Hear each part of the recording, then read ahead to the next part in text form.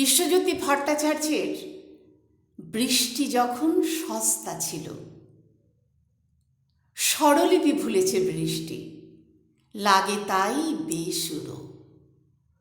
করাতকলের কসাইখানা নিয়েছে কেড়ে, রিমঝিম মাদকতার স্বস্তি। তাই সে এখন বেপরোয়া, দাম্ভিক।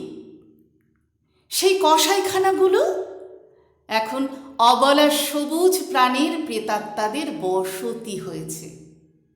দিন রাত ওরা অভিসম্পাত করে জল্লাদদের। অকাল মৃত্যুর প্রতিশোধ চায়। ধুকে ধুকে করাত চলেছে ধুকে, কারণ চেরাই করার মতো গাছের লাশ আগের মতো অঢেল নেই। শিকার কমেছে, আশপাশ হয়েছে ধুধু মাঠ। সবুজ মুছে পিচ রাস্তা, মহাসড়ক বেড়েছে। গড়ে উঠেছে new township, shopping mall, swimming pool.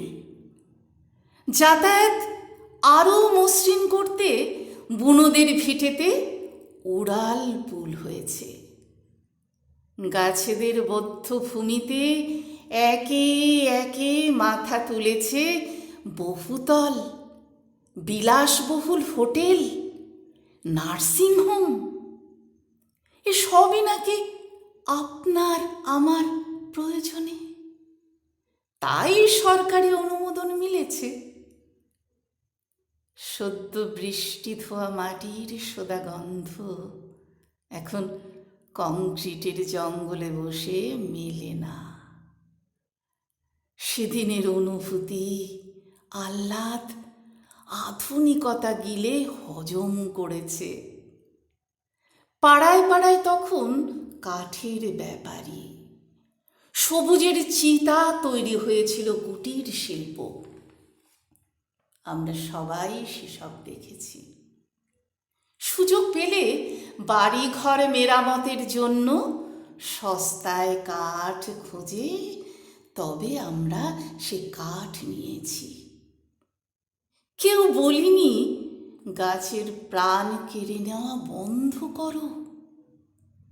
কত অদ্ভুত দেখুন সেই আমরা, অনাবৃষ্টির কোপে কাতর যখন একটি গাছ, একটি প্রাণের স্লোগান তুলেছি, সভা করেছি, বক্তৃতা সাজাচ্ছি।